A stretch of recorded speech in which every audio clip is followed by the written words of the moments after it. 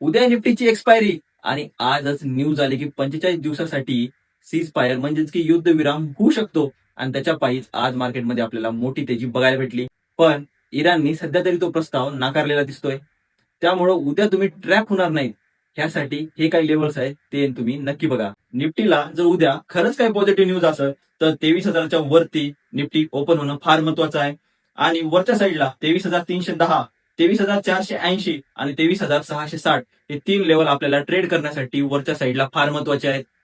आणि सध्याला निफ्टीचा जो डाऊन ट्रेंड चालू आहे तो जर कॅन्सल करून वापस पॉझिटिव्ह ट्रेंड म्हणजेच की वरच्या साईडला जर निफ्टीला खरंच तेजी चालू करायची असेल तर 23,480च्या वरती क्लोजिंग भेटणं फार महत्वाचं आहे.